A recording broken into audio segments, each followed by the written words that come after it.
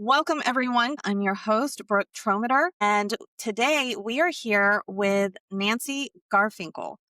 Nancy isn't just a productivity coach, she is a transformation catalyst with decades of operational experience and a deeply personal reinvention journey. She helps women reclaim their time, energy, and identity. So, for those who are new to you, who are you and what are you doing? So I am Nancy Garfinkle, also known as the No BS coach, because I am a very straight shooter. I was a healthcare leader for over 36 years in operations, and I led large teams and big projects. And I took a lot of what I used in leading those teams and have turned it into my own course and my own methods because what I noticed in solo female entrepreneurs was that a lot of people in these various coaching programs I'd be on would say, and this started when I started my real estate investing. I would hear people say, well, just time block. And people would say, well, time blocking doesn't work for me. Or they'd show a time blocking and it would be 8 hours. Every hour was blocked for something. That's not time Hmm. blocking. That's busy. Yeah. And people, someone actually said to me, you can't write a business plan for real estate investing. And I was like, well, that's nonsense. If you don't have a roadmap, how do you know where you're going? You need a set of directions. So you need to prioritize your goals and you need to map out what it's going to take to get there. And you need a way to measure how you're making it to your goals. So I basically took things I'd been exposed to in corporate healthcare and reworked them into my own program. When you think about it, I'm a numbers nerd. Hmm. So there are over 800,000 books on time management and productivity. Holy cow. Amazon sells 80,000 titles. Now, I haven't read all 80,000, okay? But I have read a lot of the gurus, and about 93% of those books are also written by men. Mm. And for people more or less in the 9 to 5 workspace, I would say. And so I have taken several of the biggest gurus' methods, interpreted them for myself, because everything I teach, I used. I either tried or used. And I've, kind of assimilated it into a program that is um, kind of boutique. It's personalized, even though it's group coaching. I work with each lady to figure out what system, what methods work best for them in helping them prioritize things, helping them visualize things, helping them get things done. And so we start with a long term vision. Mhm. We narrow it down to, say, 3 years. And then from that, we reverse engineer to get to what are your most important priorities now that are going to move the needle forward and get you closer to your goals. And from that, we work in what I call 12-week game plans. And we take two goals, maybe three. When you first start working on it, I'd say you pick two goals. You pick a personal and a business. Mhm. And you figure out the tactics that it's going to take. And so from there, what's happening is because you're figuring out the tactics and you're saying, okay, so I need to make 10 sales calls a week. That's going to take me 3 hours. How am I going to do that? Am I going to do it in one block? Am I going to do it in 2 blocks or 3 blocks? And you're going to pre-schedule that onto your calendar. So your time blocking and your weekly plan are being made for you. And you're not scrambling every Sunday to say, what do I have to do this week? Mm. And you're going to track them, right? Mhm. And so it just becomes baked in to your calendar what has to get done. And then at the end of the week, you're going to look back and reflect and say, what worked this week? Mm. Did my blocks work? Did I have interruptions? And you're going to go from there.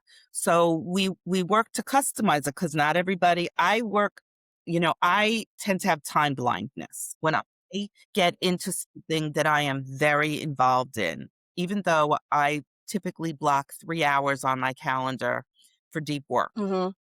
versus other phone calls. I block, 40 minutes and I'll make phone calls for 40 minutes Right. before I say, well, phone calls for the Right. day. Um, But so I typically block 3 hours, but if I am in creator mode, I totally lose track Oh, I of get time that. I have to use timers. Like, if I know that unless I'm I gonna need be to giving choose. myself so much time on something, I have to set a Right, timer. right, Otherwise, I'm gonna find that I'm, like, into it, and right, then I right, go and I pop up for air, and it's, like, 4 hours right, later. right. You forget until you have to go to the bathroom or the dog Yeah, bothers you. exactly. Um, so that's really how my course works. And it is a 13-week program. And the reason it's 13 weeks is that after you learn everything, and you may or may not have executed in the first 12 weeks because you're learning the systems and figuring out what works for you, but you're learning a lot. That 13th week, we celebrate the wins, we reflect, and we plan the next 12 weeks for you so that when you're not with me, if you don't join my accountability club, then you at least you've learned the tools, Mhm, you have access to them forever, mhm. and you can move forward and you execute on what you've learned while refining it. I love that. Yeah, so many of them that I see, it's like, "Okay, you're here, this is what you're doing. Okay, it's done, it's over. There you go." No, I have to And launch you yeah, to the next yeah, thing. I love But also because accountability is such a key part of this, and when I say accountability in the corporate world, accountability wherever I've been Mhm, has always been blame. mhm. I'll come to a meeting and say, "You need to be accountable for this." And what they really mean is, "Well, I wanna know that when it doesn't get done, I can point a finger at you." Right. And that's horrible, Yeah, that's right? terrible. That's not a good, concept for growth. I've worked in a lot of toxic Yeah. environments, along the way. And so what I teach is self-accountability, Mhm. okay? And the reason you come into a space, a container to talk about accountability is because you do need a sounding board, especially when you're a solopreneur, but you're going to show up and you're going to say, well, I was supposed to make 20 sales calls this week. I only made 8. And the person on the other end isn't going to say bad you. They're going to say, well, what got in your way? Mhm. Let's unpack this a little. So I teach people how to be a good accountability partner I love that. by teaching you how to almost mini coach your accountability partner so that you bring out the best in people. Mhm. Um, and that way, everybody is moving forward. Mhm. No, I definitely love that. What kind of so you said you were in corporate healthcare, right? And, Yes. what kind of finally made you say, "I'm too old for this BS," and walk away from the corporate healthcare and just, like, start this Okay. whole new venture for yourself? So when I turned 50, I'm a lot older than that now. When I was 60, I'm 63. When I turned 50, I sat in my office thinking, is this all there is? Am I going to be doing the same thing for the next, 25 years? Because I just believe in working. Mhm. Okay. If you don't work, you shrivel up, I think. And the truth is, if I don't have the money to travel the world constantly, I may as well be working because I always had enough vacation time and other kinds of time that I could travel as much as I could afford to. Um, and so at that point, I was a manager for a phenomenal group of surgeons who really valued me. It really was one of my best jobs. Mhm. But I wanted more. I wanted the title. I wanted more money. So I kept climbing. And the truth is, I actually didn't like being a director or senior director. I missed the connection with the physicians and my staff on the ground. Mhm. And then I got fired more than once, and was told I wasn't director material, so who the heck to that senior vice president at a prestigious institution, but in any event, and then COVID happened, and I had just gotten a new job before COVID. I'd been recruited away from a very comfortable job, again, as a senior director, um, and I had a lot of practices. I was a medical practice Mhm. leader, and because it was a surgical practice, the ORs was shut down. Well, I was brand new. It's easier to get rid of a senior director than 4 medical assistants. So who are you gonna let go of, Yeah. right? It's also easy. You put a lot more effort into training those, trust me. The practice itself put more effort into training those medical assistants than they did into training me. Mm. I came trained, but to learn the specifics of a specific medical practice, it's not easy. And so I got let go and I was devastated. I was ashamed, I was devastated, and the world shut down and no one in New York was hiring. So I decided it was time to leave New York and I was going to come to North Carolina. Well, while I was in North Carolina, a headhunter found me and offered me what I thought was the ideal job in Delaware. And so I packed and went in the middle of COVID. And at first, everything was great. My boss kept saying to me, "Oh, you're the greatest thing I ever did. I would hire you again." Fast forward 2 years, a lot of stuff, different things happened. I broke my leg. I was out for half the time I was employed there. Oh, Politics of the place changed. And I missed a deadline because I was sick, really sick. And my boss I had noticed a change in her in the past 6 months. mm-hmm. I had noticed that she didn't do well under pressure. She didn't get with the other vice president. And she called me in for one of those crucial conversations. And I didn't get fired, but she just harped on things. And she was the most unprofessional woman in the world. This woman I admired and respected. She imitated me. She made fun of me. She picked on everything I had done for 2.5 years or over 2 years. And at the end of the 45 minutes, and I wear my heart on my sleeve. I am a crier. At the end of 45 minutes, I can't, my brain did not engage before my mouth. I needed that 90-second delay to catch up. And I stood up, and as I was walking past her desk, I turned and I just said, "I'm 61 years old. I just don't need this bullshit anymore. I quit." Mm-hmm. It was not thought out. I mean, I've been looking for the job. It Right. was not thought out. It was not planned. I did not have a plan. I did not have, I know people who talk about exiting the corporate, the corporate world and they work for a year and builds up their savings and they have a new business on the. I was just starting to invest in real estate, but I'd had it up to here and I just thought, I'm too old for this shit. Yeah. Yeah. It's too Yeah. old. I walked out and 20 minutes later, I had no access to the computer. My. So that started my real estate investing journey, which was bumpy to say the least. I lost money. Let's just Yeah. put it that way. I'm good to be a lender, Huh? make money that way. Tenants and toilets are not for me. But along the way, listening to all these people, I realized that people just didn't know how to do these things. Mm, Women just either they had not worked. I mean, obviously, some of the women were excellent at this, mhm. but many women either had not had careers and had managed families, which, yes, there's time management there, but it's different Yeah. than working Yep. on your business. Yep. And a lot of people confuse a to do list with goals. And your action plan for achieving your goals is not your to do list. Mhm. And my program really delineates between that and makes that crystal clear. And again, it goes back to that you're taking those goals and figuring out, you're focusing just on two or three at a time, right? You're mapping out your plan, and that calendarizes your commitments to your goals. Right. Right. And then your to do list are things like go grocery shopping, pick up the dry cleaning, walk the dog, take the kids to school, do the laundry, all that stuff. Right. Right. That's your to-do list, not my 20 phone calls. That is on my calendar.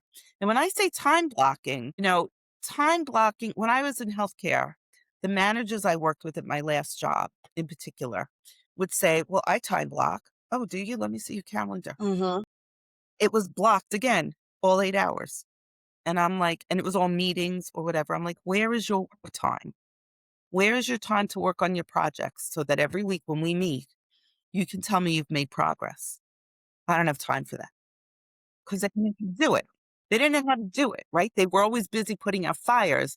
Right. They had trouble putting the systems in place to not have to put out fires, right? Mm, And so even though we had standard operating procedures, they didn't how to a lot of them couldn't put them into right. effect. And so you don't time block your whole schedule. Mm, You time block 60% of your schedule because you need time to live life. You need time right. for what you consider your non-negotiables. Mhm. To get up and go to the gym and spend an hour journaling and those things. Well, that takes up time. Mhm. Again, maybe not on your to-do list, but those are the things in your head. This is my morning routine, right? I have a friend who gets up at 4:30 in the morning. God bless her. and she is at the gym. She is working. She's in real estate, but she's also a nutrition and health coach Mm, and okay. trainer. So it tracks. Okay. Me personally, I got up at 5 o'clock in the morning for over 25 years to commute from Long Island to New York. Mhm. I'm not a member of the 5 a.m. club anymore. No, I have blame me. anxiety to get things done. But the truth is, I'm okay starting my day, getting up at 7:30, 8 o'clock, and I work, 9 to 8 or whatever. Mhm. And, so, you know, that's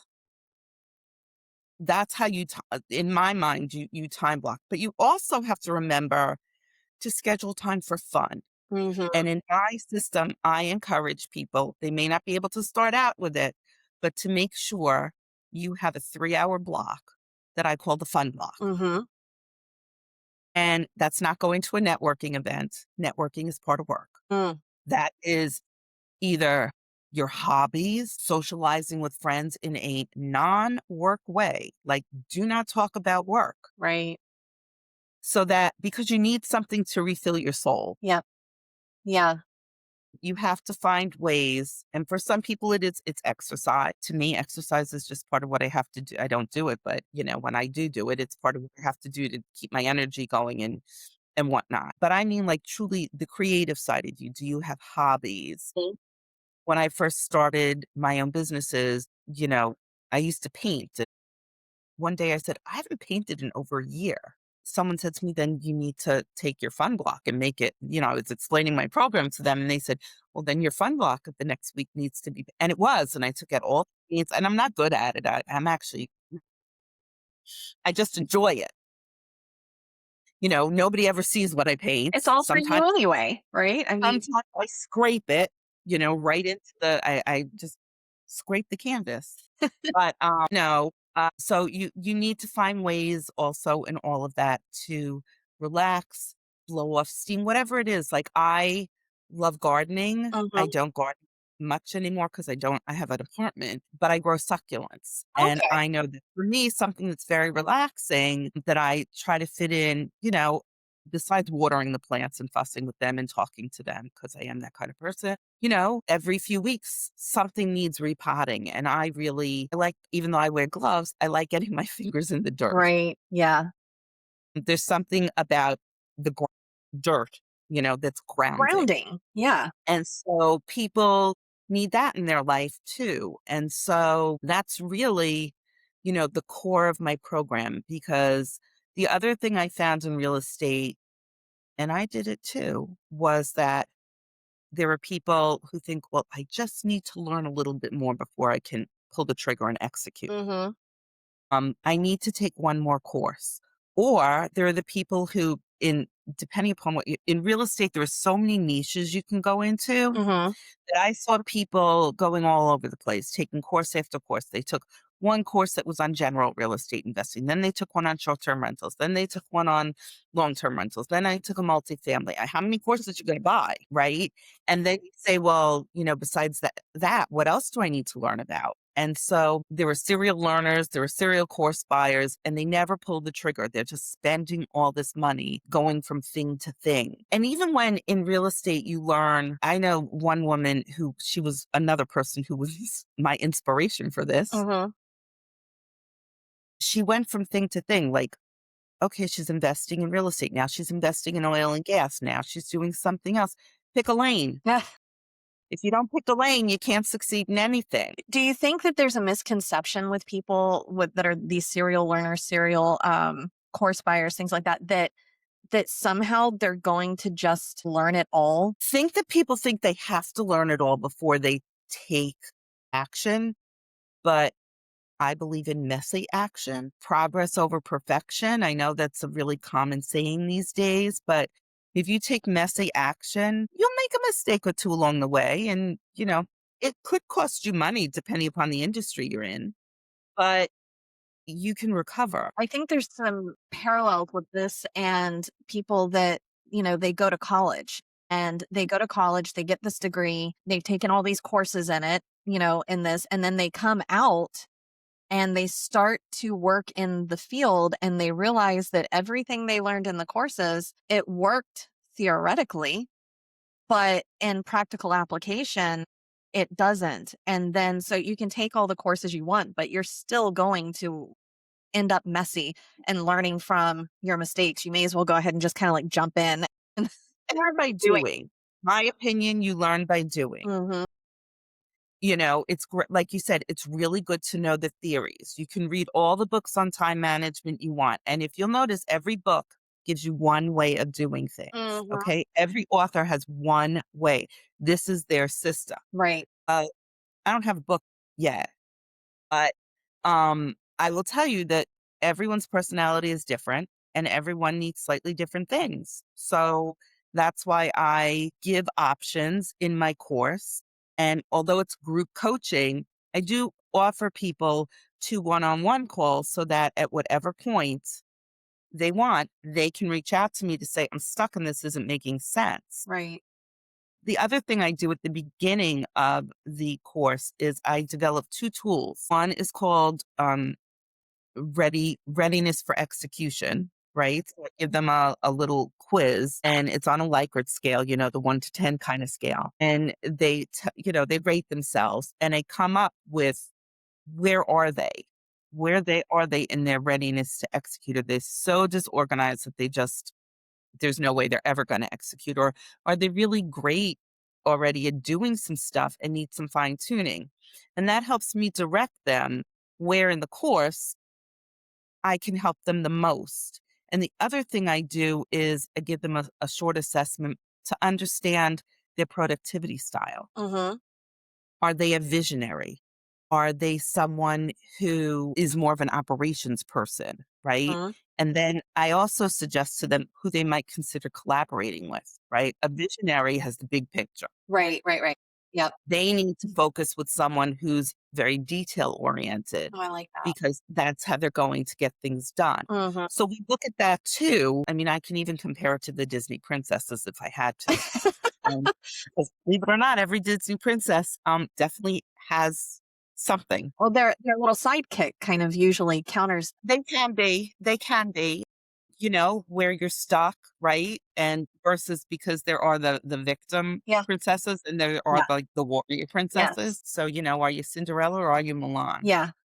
But that's another discussion. Um, But the other thing I have created in my course is a little sidekick called Decision Debbie. It's And heavy. Decision Debbie there's 2 versions of her. There's the mini version that you can get outside of the course. Mhm. And she just kind of helps you when you have brain fog and can't get things done. You tell her what you would get done, what you want to get done for the day, but maybe you have a migraine. Mhm. And she will spit back what she thinks the best way to structure your day is. That's the mini version. Okay. The bigger version in the course is actually trained in all the techniques that I use and all the principles of the different gurus that I have drawn from. Now, is this AI? Yes, it Okay, is an okay, it's AI. AI, The okay. full version is actually a bot. The mini version I would call it like a helper. So my bot is there can be there in the background for you. And if you're stuck on something, Wow. you can tell her it was so much fun to create. I can imagine, yeah. I didn't think I was capable of doing that, quite frankly, but, again, serial course buyer, really great on myself, and I saw it and I said, "I've gotta be like, I have to be learning." I have really been, working on prompting and different Mhm. things, and so, I mean, in an afternoon, I created her, and I love that. she's I am one who suffers from migraines, and every Me now and too. then I will and say, "I have a migraine. This is what was on the list for today. What do you think I should do?" And she will say, first of all, be gentle to yourself. Aw, I mean, she's very nice. yes. She's very nice, but she's no fluff. Right. Or sometimes I'll say, I didn't sleep last night. Like, I just can't focus. Like, these are the things I have to do. How do you think I should salvage my day? And she'll come back with, okay, a nap is self care and self preservation. She I does help me justify things love that. sometimes. And then she'll say, why don't you take a power nap Mhm. or something, set an alarm? Not that I can't think of these things, but she really helps also when you have decision fatigue, Yeah, right? well, And you can't make a decision anymore. absolutely. I've been in that situation. I mean, where it's like everybody's been asking you things for weeks and wanting you to make every decision for weeks, and you're just finally like fried and there's nothing else you can do. I also suffer with migraines. And I know when I have been dealing with them, especially, and so like mine are like atypical. So I don't get like the headache part of it. I get all of these other chaotic Yeah. symptoms that like affect like the kind of like your nervous system thing. So for me, I do. It's like that brain fog comes in and I can't think, and it's like still like beating your brain up, you're having a little battle up there.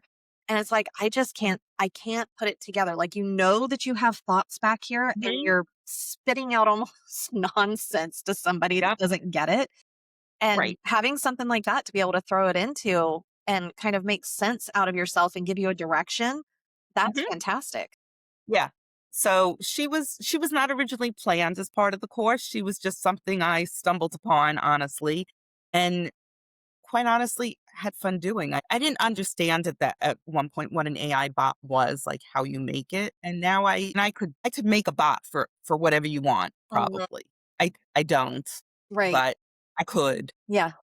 But she was just something that I put in to help my students get by because Fantastic. it's not, you know what, sometimes you're just making so many decisions as you think about it when you start something, a new business. I mean, things I never had to think about in healthcare, right? I didn't think about, Mhm. well, in some positions, I didn't have to think about a name, Mhm. brand, the colors, Mhm. the fonts, Yep. how I was going to use them, my tone. All that was told to me because I always worked for someone. Yep. And so when you start your own company and you're a solopreneur, there are so many things, and you are typically by yourself to begin with. You have no money. You're bootstrapping a business unless you have another business that can help you fund that Right. business. Right. And so you are your marketing, your PR, your social media, your content, Mhm. and content in terms of, let's say you're a coach or whatever, your content in terms of building your course, but you're also content in terms of promoting your course Mm. and your own IT department. And that's just a whole nother thing, entrepreneurs don't think about when they're doing something in coaching or whatever it is, digital creators, building a list. Mhm. I have a course for that too, but that's another story. I'm a very good creator. Yeah. Idea comes up, I can outline it real quick and execute, Mhm. particularly if I've done it. So I execute well because I document everything I do Mhm. in AI, truthfully, but I humanize all of it. Mhm. AI doesn't Right. write for me. AI helps me, uh, Amplifies you. yeah. So it will take and like potentially organize my thoughts. Mhm. It'll do my research for me much faster than I can do my research. Right. And so I also think it's important in learning to execute faster using all the tools that are available to you. Yeah, absolutely. So Yeah, otherwise you're that gonna drown. right, that's why I have invested time into learning AI. And I do give my students, some along the way various prompts that may help them to see how to use that. Right. So, I mean, like I said, everything I teach, I've either tried and it has or hasn't worked for me, Mhm. or I currently use. Okay. So, I have a 10-year vision. Mhm. I narrowed it down to 3 years and I attacked the goals. I have my business mapped out, right? Has it changed? It absolutely has because I pivoted. Mhm. Mhm. Okay. I mean, I think resilience is really important, right? I am nothing if not resilient over the years. I knocked down more times than I can tell you, but I always come back up, right? I gave a talk the other day about resilience and the power of the pivot at a Mhm. women's networking group. And what I said is you don't bounce back, you bounce forward, Mhm. right? Whenever you come back, you want to go further than you had been when they knocked you down. And, the truth is that every time, whether I got fired or whatever, I had a pivot because real estate was, like I said, tenants and toilets are not for me. Right, right, right. Yeah. I've had to pivot and I go, farther. So I've crossed a few things off my business plan, right? I no longer have, acquire, 20 multifamily buildings in the next three Right, years. right, right. Instead it's been, how many students I can enroll in my courses and becoming a keynote speaker, Mhm. speaking to people. Do you think that a lot of your students or people in general out there that it's like they feel that if they make like that 3-year plan, that 5-year plan, whatever it is, that they're just locked into it at that point? I do think people think that. And, that's why there's the delete button on your computer. Yeah. And I think in my experience with people and with my own clients and things like that, it's like they're almost afraid to make a decision or to make like a commitment of going one way or another because it's like, okay, I made this decision. Now I'm stuck with it. I have to maintain it.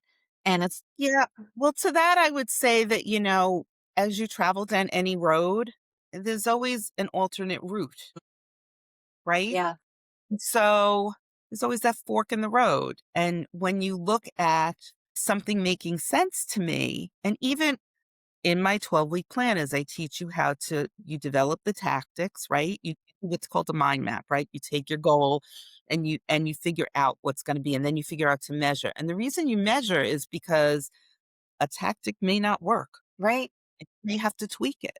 And that's okay. Insanity, the definition of insanity is doing the same thing over and over again and expecting a different result. right, right. So the whole point is that you change, you grow, things become less interesting. My theory, I always change jobs. I had an attention span of about 5 years in a job Mm-hmm. before I got bored Mm-hmm. for whatever reason. Right. And my theory was always you have to enjoy what you're doing for a living. Mm-hmm. Okay. Whether you're working for yourself or someone else. Mm-hmm. And when I was, someone once said to me a long time ago, you are the only person I know who like looks forward to getting up and going to work. And I said, well, I really like my job Mm-hmm. working in the clinics at Mount Sinai at the time. Okay. I was an assistant director. Right. I really enjoyed what I was doing, right? I was bringing healthcare to people who really couldn't afford healthcare. I was improving the system for them, Mhm. and it felt meaningful to me. Right. But when your work loses that meaning, it's time to pivot. Right. And if you don't, you know, it comes down to understanding what's your superpower and what's your zone of genius. Okay? Your superpower is the overarching quality. Mm-hmm. Your zone of genius is like what comes naturally to you as well. Okay. So resilience. I've been knocked down, like I said, I've been knocked down so many times. Mm-hmm. Muscle has been stronger because I'm not the kind of person to go cry in a corner. So do you think that's You your know, superpower? yeah, I'm just going to keep going. You cannot stop me. You can try to insult me, Mm-hmm. but you're not going to dissuade me. Mm-hmm. Okay. I'm going to keep going, and I'm going to find what when my daughter was younger, long before anybody else, my mantra to her was, we'll figure it out. We'll make it work. Mm-hmm. And long before anybody else was saying everything is figure outable, Mm-hmm. I was saying that to her. My daughter's 32. When she was 5, I was telling her that. I was a single mom once she was 5, and everything was figure outable. Mm-hmm.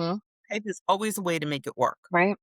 And if not, you pivot, right? Now, zone of genius, and the reason I can help people is because I'm very good at recognizing patterns and things. If someone gives me an idea or tells me about their business, I can tell them how to turn it into a coaching program.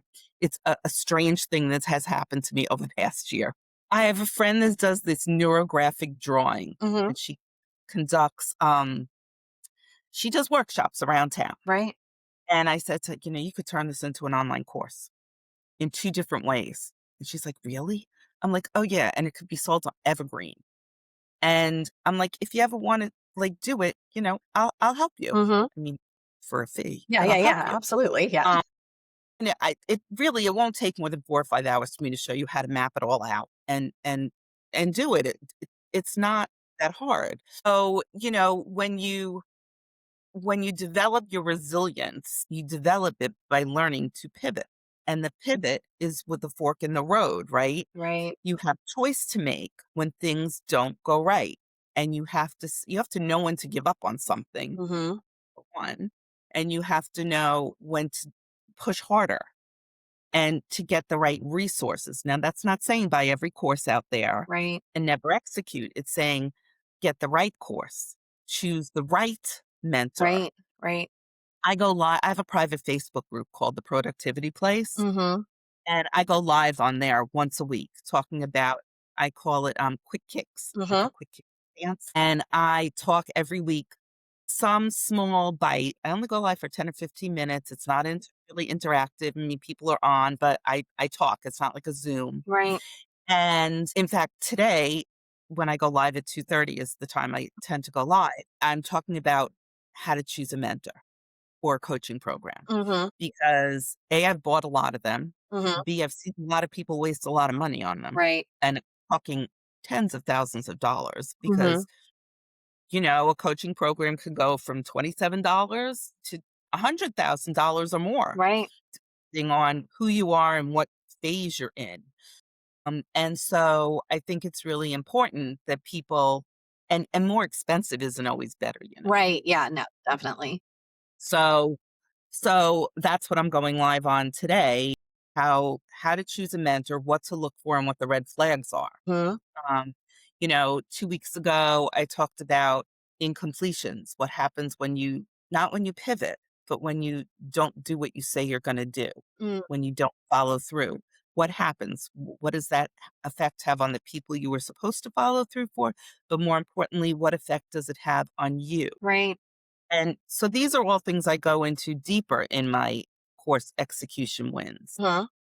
And actually, I'm actually doing something called the end of the year, I'm going to do something called Execution Wins Express. Okay. And Execution Wins Express is like accountability on steroids. Okay. It is a 3-week program Ooh. where I teach you the most important parts of my program. But instead of giving you videos to watch, Mhm. I teach it to you in nine 90-minute sessions Okay. live, 3 days a week for 3 weeks. Okay. And you get it live with me. You have homework. You don't show in either event. If you don't show up to one of my coaching calls, a group call, or this, well, the Express is still group, I'm going to text you or call you and say, where were you today? Yeah. Because I'm teaching you accountability. Yes. Show up. You have to show up for yourself before you can show up for other people. And if you can't keep a promise to yourself, how can you keep a promise to other people? And as women, we tend to do more for other people, right? You'll probably keep a promise to your child or your spouse Mhm. or commitment at work sooner than you'll keep a commitment to yourself. But if you don't keep a commitment to yourself, what does that do to you psychologically? And I'm not a therapist. Right.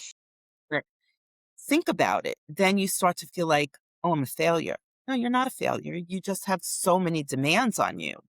And so learning to balance your time and where to give your effort and learning the value of keeping a commitment to yourself is so important because that builds your confidence, Mhm. another Right. muscle. Right. Okay. And it builds your self worth. And you need to do that to succeed, especially as a businesswoman. Right. If you don't believe in yourself, no one else is going to. Absolutely. I 100% agree with that. When you talk about your time blocking and you talk about like fun blocks, do you think that as women and mothers and, all of this, that in some way we have to kind of relearn how to have joy? I do. And I think it's joy, making sure that when you're spending, say, time with your children or your family, like I said, my daughter's grown, but I mean, I was talking to my younger sister yesterday and she's already a grandma and her 18-month-old grandson was with her. And I got so much joy just listening to him babble in the background. Yeah. Okay. It was like one of the best phone calls I've had with my sister. I mean, we talked about all sorts of things and whatnot. But every time he calls her, he never calls her the same thing twice. Mom, Mhm. mommy, mama, mima, mim. Right, right, right.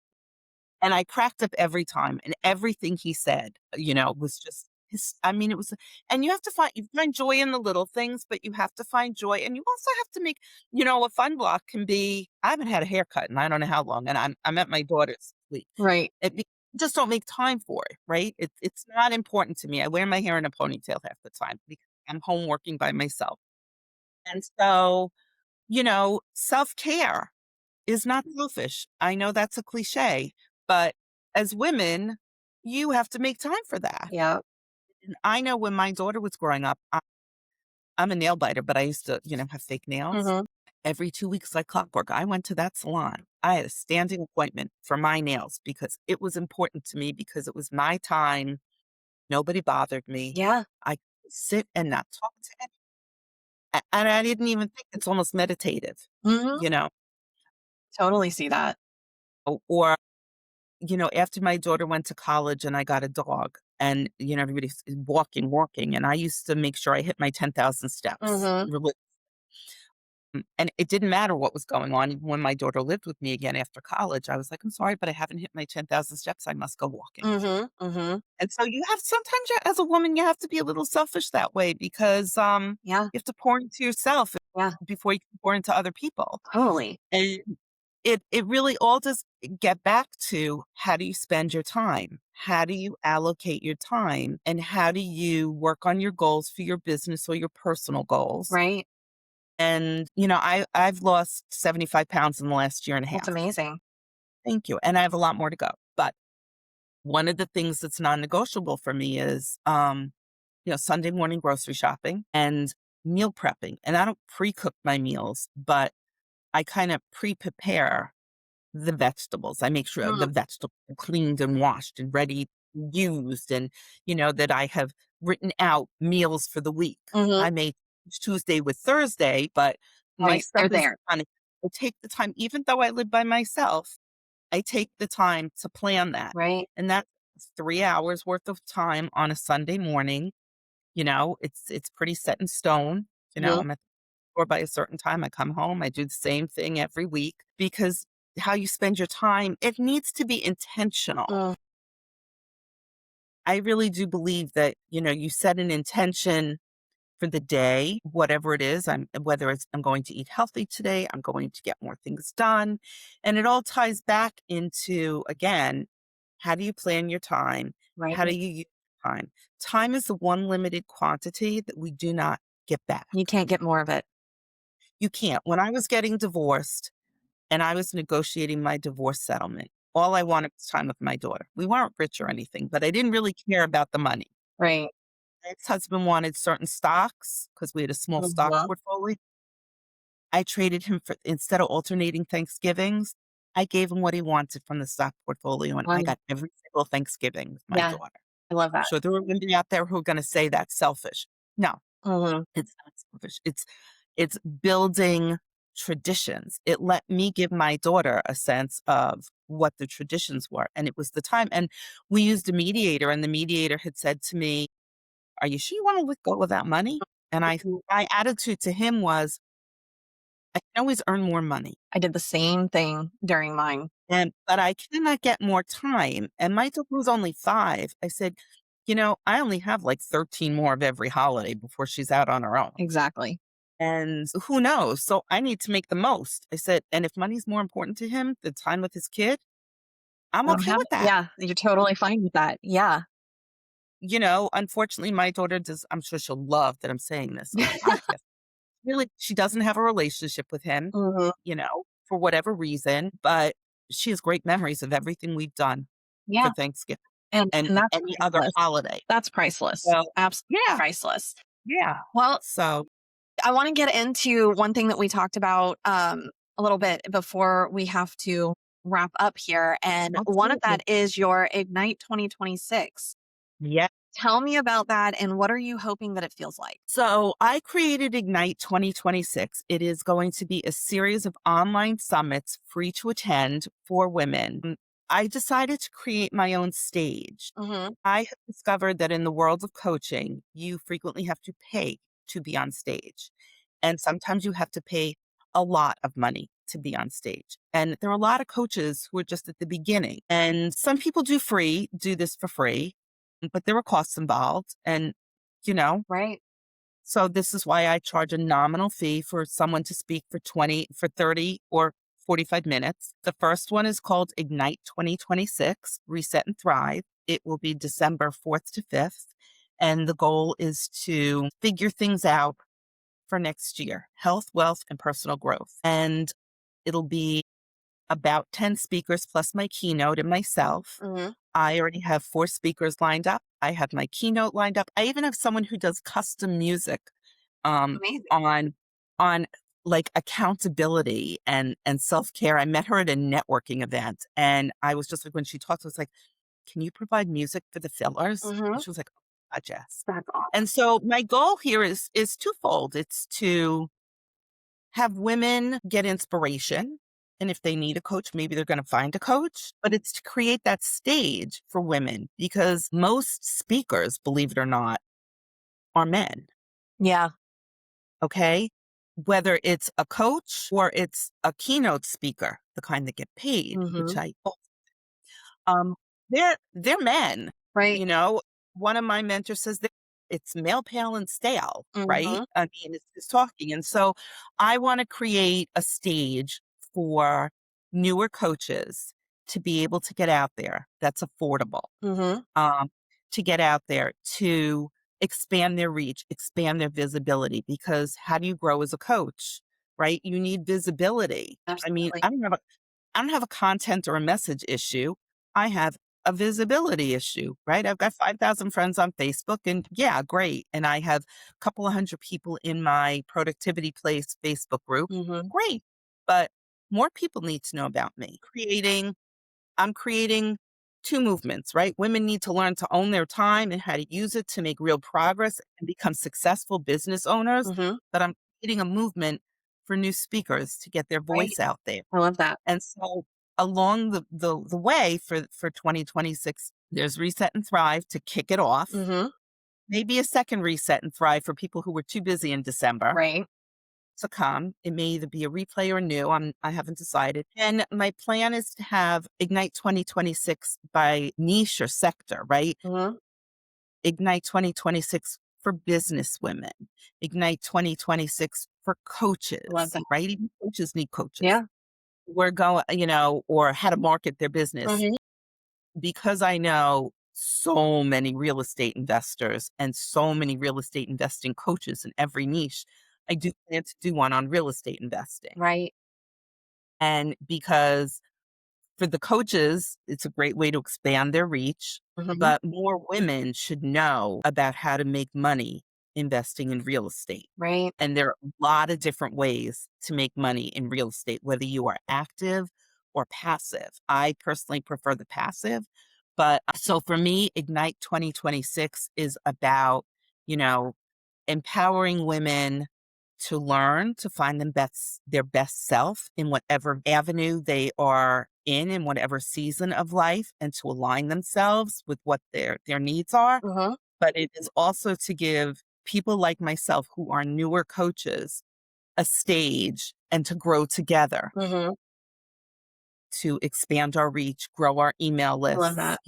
grow our reach and just tell more women what we're out there. I do a lot of networking, Mhm. online and in person. I have recently gotten really back into networking in person. Mhm.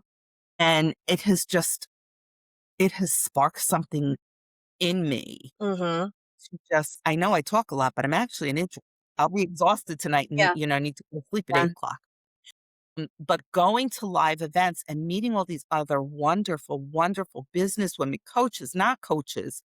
I mean, just all types of travel agents. I mean, who thinks of travel, right? Who uses a travel agent anymore? But there are a lot of benefits I've Yeah. decided to using a travel agent, even in Yeah. today's day and age. And Absolutely. so, it's amazing. And so I'm a good connector. I love that. I love that.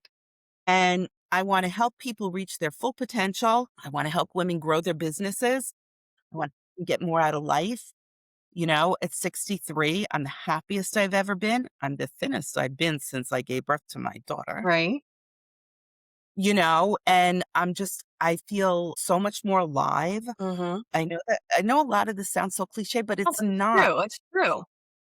I am just so much happier than I have been in about 10 or 15 years. That's amazing. And so, I also want women to realize that just because you turn 40, 50, 60, Mhm. it's never too late to start over again. Right? And I just keep shifting and pivoting as I need to make my life work for me. That's amazing. I love that.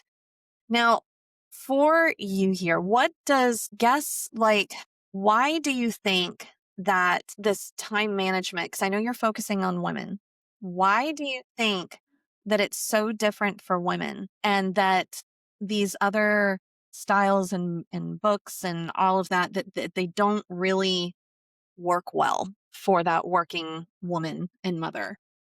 Well, I'm gonna borrow from my mentor, Jess Ekstrom, Hmm. who says when that the speaker's world is male, pale, and stale.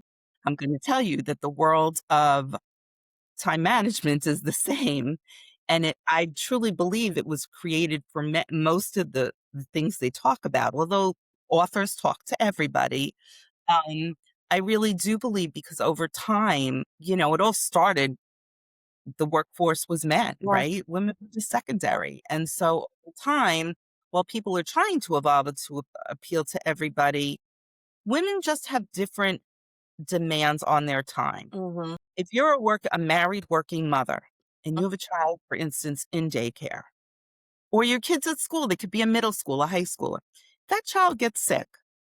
Who are they calling? Mom, 90% of If the time, that child needs to stay home from school or daycare, who the culturally mother. expects the mother to stay home. So Absolutely. how does right? And if you are a self-employed woman a business owner trying to juggle all of this, Hmm. how do you still get things done? Yeah. And so you need to learn how to have a flexible schedule that you can recover from when one of these whammies is thrown at you. Right. Because really think about it, we're still the sandwich generation, right? I mean, I'm a boomer, even though I'm at the other end. And my sister, who's the generation behind that, um, we're the sandwich generation, right? My parents are gone, but we took care of our parents while raising our small children, and that continues. And so when you have all those demands, how do you manage? How do you manage your time? And I don't think as many men are expected to do those same things while still, I mean, look, plenty of women. I know female doctors, lawyers, attorneys, Right. executives. I mean, healthcare, a lot of healthcare. I worked with more women in leadership experiences, especially in New York, than I did men probably. But we all had kids. And, when I first started working, I was the only one who didn't have a nanny. Mhm. And so I was the mother. My ex-husband and I, when we were married, we used to flip a coin who was going to stay home. And when the coin would fall and one of us would say, no, I can't do it. It got to me. We had to call my mother, who somehow miraculously lived an hour away, but appeared at my front door in 45 minutes. Isn't it amazing what moms can do? I have no idea how she's always there for us. Yeah. My parents always came to the rescue so that I did not have to be the one who had to call my boss and say, I have to stay home today. Mhm. Baby sick. Right. You know? Right. And it's not to say I wasn't a good, caring, invested mother. I Yeah. absolutely was. Yeah. But, and I can't imagine, I see a lot of younger women or women with middle age, school age children and whatnot who have to really balance their job, or their business in particular is who I focus on, and get things done. And the saying, it takes a village. It takes a village whether you're in a corporate environment or not. Mhm. I would have made it through without my village Right. in raising my daughter. But so I think learning how to not get derailed, how to have good focus, how to understand the difference between planning to achieve your goals and getting the daily stuff done, the to-do list stuff done, and how to separate those really makes a difference for the small business woman. Yeah. So what is something that you believe about success that most people might disagree with? Success is not a straight line. There is no trajectory that goes, success is a bumpy road. Sometimes you take a few steps back to take a few more steps forward. Mhm. When people say failure is not an option, failure is going to happen. So Yeah. I'm sorry to tell you that. Yeah. And you have to learn how to bounce back from that, how to be resilient. And that's why I say you don't bounce back, you bounce forward. Right. Yeah. I love that. Is there a particular moment, kind of life memory that you feel really fundamentally changed how you see the world in general? Yeah, when my mother died, I was working for that group of surgeons that were wonderful. And I remember the morning I got the phone call that mom in a coma, they intubated her. Mm. And I had to think about whether or not I could leave work, Oh, as good as they were to me. And one of the fellows, we were a teaching hospital, walked in and said, he goes, "What's wrong?" And I told him, he goes, "Get out of here." And then someone had to tell me that because I felt such responsibility when my mother was my everything. yeah, No one should ever have to do that. But women, I mean, whether you're a ma I don't think a man would have had that same thought process I would because it was agree. a man who told me to get out of there, Yeah, I okay? agree. And I think women, because you're always trying to prove yourself and that, you're balancing everything, Yeah, I think that was that's what pivoted for me. And shortly after that is when I started job hopping and right. thinking there has to be more to this, there has to be more to this. I did make more out of it. And Yeah. And yeah, I think I I love my life now. yeah, and I think you bring up a really good point with that, especially with the male doctor, being like, "Hey, no, just leave. You need to go." And that they wouldn't have thought twice about that. Whereas as a woman, it's because you're working twice as hard to prove yourself to the same amount as what men Mhm. typically do. Women are also viewed as being more emotional. So if you're leaving for some reason that a man wouldn't think twice on, it's always you're in there. It's like, oh well, they're gonna think I'm just not as emotionally You j apt. you just doubt I Yeah. think a lot of times you just doubt yourself about things, and you have to think twice when you're a woman in the corporate world. So, that's sad. Maybe it's changed. I mean, I left the corporate world a little over 2.5 years ago, and it's been a long time since and I'd say after that event, Hmm. and my mother died 4 days later, I probably never thought again about leaving work when there was a family emergency. Yeah. Yeah. I probably never ever questioned it again because I learned from that. Right. But the fact that in that moment I had to think about that bothers me to this day. I can completely understand that. No, it's something you shouldn't have to. Nobody should have to. And it shouldn't matter if you're a man, a woman, young, old, it Right, shouldn't matter, right. but it is. It's something that's just been kind of ingrained in us. It has, and maybe it's generational because as a manager, when someone would come to me and say, an hourly employee, My kid's sick, is family first. Mm. I always preached family first. It's just in that moment, I probably thought for a good 10 minutes what I should do. Well, I mean, it's not like it's an hour, yeah, yeah, but yeah. be a good 10 minutes, like, as I was saying, "Okay, what would I have, like, how can I do this? Yeah, yep. Should I go?" So, yeah, no one should have to do that. No mom should have to do that, no daughter should have to do that. Mhm. Um Well, I think sometimes too, like you're talking about, like, generational, I think there's some generational aspect to it for sure, because different g Mhm. generations have Yes. taught that there's different things that you give up for work, right? Mhm, But I also think that there's a thing as well. I've talked with my daughter, my oldest is 21, and, I've talked with her some, and we have a tendency, I think, as well, coming from certain generations of like, we know it should be family first. We know, and mhm, we're going to tell other people, yes, put your family first, do this first. Or if it's,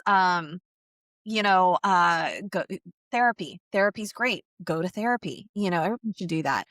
But then when it comes to yourself, you tend to be like, well, no, it's fine when everybody else does it. But if I did it, it would be, it could be I shouldn't do it. Like, I'm going to do differently. and it also, I mean, some of it does with something like therapy or Mhm, self-care, because therapy obviously is an important part of self-care. It gets back to making the time for what matters and prioritizing things, and just as much as you would prioritize hitting $30,000 in sales a month, mhm, or whatever, you need to prioritize health and mental health and wellness. And I think that's something that's become more, I don't really coach on burnout. I know mhm. people who do. Right. I guess the purpose of my program is to avoid the burnout, Yeah, to not have to have that. right? Yeah. I'm going to teach you how to manage your time and get to your goals and do it in a way that's like, ah, And then we celebrate your wins, like I said, in that in between week as we plan for the next. So it's all very, there's a cadence to it, right? It's funny. Somebody else said to me the other day, you know how like you get on a coaching call or something and people say, well, or you see on Facebook all the time, what were your wins this week? And people are quiet. Nobody raises their hands. Mhm. The truth is that everyone's got wins all the time, no matter how small they are. Yeah, So when someone asks what your wins are, everyone's hand should go up and everyone should have something to say because something happened to you today that is a win I and you should totally celebrate it. I And totally you should, agree. Yeah, no, I have a group that I'm involved in, and they do that. So we have meetings like twice a week, and it always starts with, "All right, what's the wins? Let's hear the wins." And sometimes there's people in those groups that are further along in their journey than you are, and they're celebrating this, they landed a $30,000 client, or some big thing that, yeah, that really sounds like a big win. And I know I would always keep my mouth shut, for a while because, I wasn't at the same level with that. And then finally I was like, okay, I had little wins that were inside me. Mhm, They just didn't seem as grand. But then I got thinking, I'm like, well, everybody was in that position that I was in, at that that's moment right. at some point. So I decided, I am. And I'd be like, all right, I'm going to do it. I have a little win. My little win was that I was just like crying to my friend, bawling my eyes out the first half of the day because everything seemed to be falling apart, and got, got my mind straight, went back and ended up booking 3 discovery calls. And I mean, like, and that was the win. I sat there, I did the steps that I was supposed to do to try to realign and get everything back, and then discovery Exactly. calls. Now it's all been going well. And I was like, man, everybody's going to sit there and think that's like a stupid win, kind of thing. And but you know what? It wasn't. Like everybody was like, "Oh my gosh, that's It's fantastic." huge. Yes, and it's like you had the Yes. breakthrough. Sometimes the smallest steps at the beginning, because once you gain momentum, Mhm. momentum builds momentum. Yes.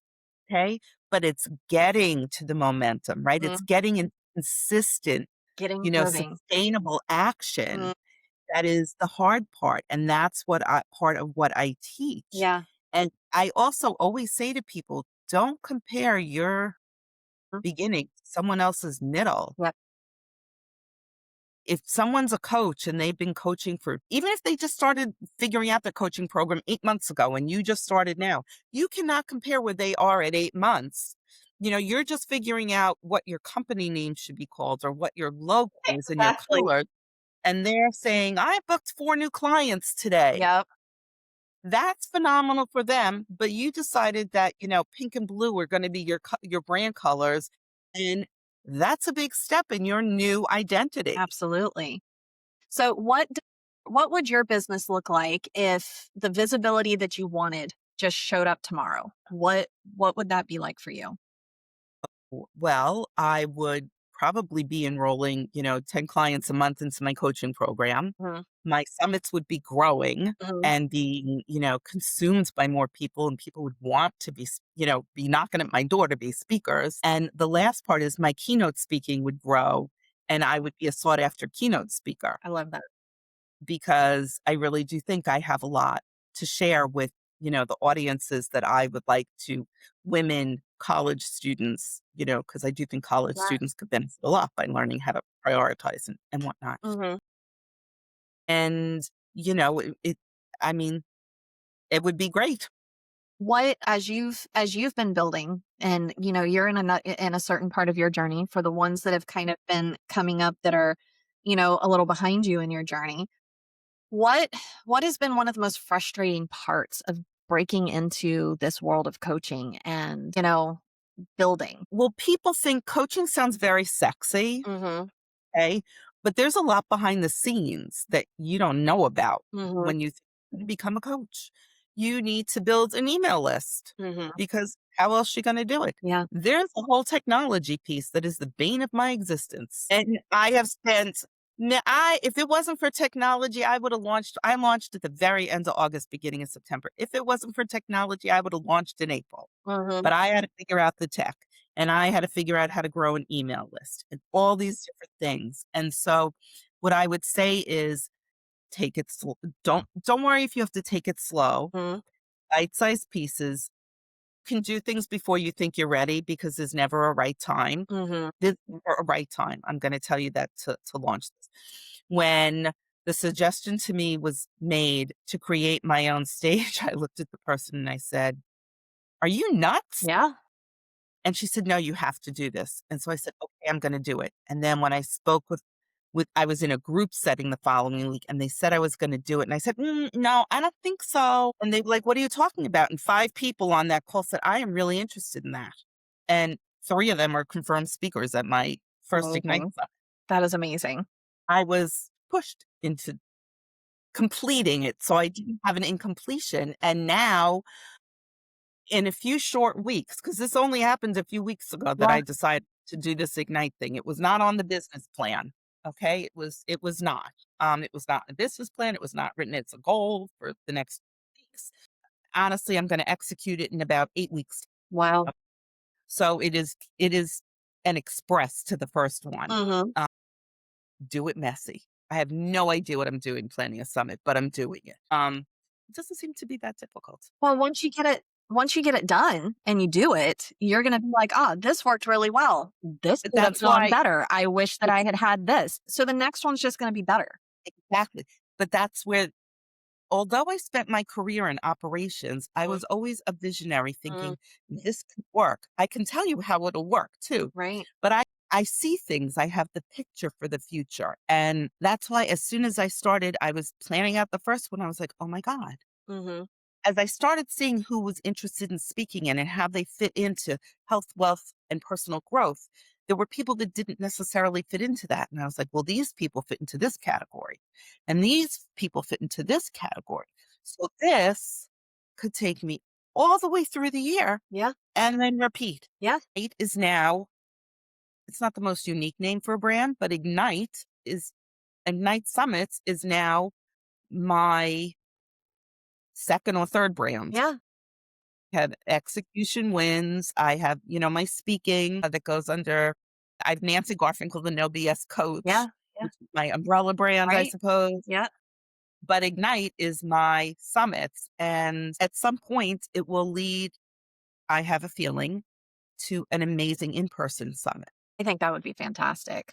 because I love the energy of people being together in a room. I went to a summit last week that was amazing. It was Mhm. 100 women.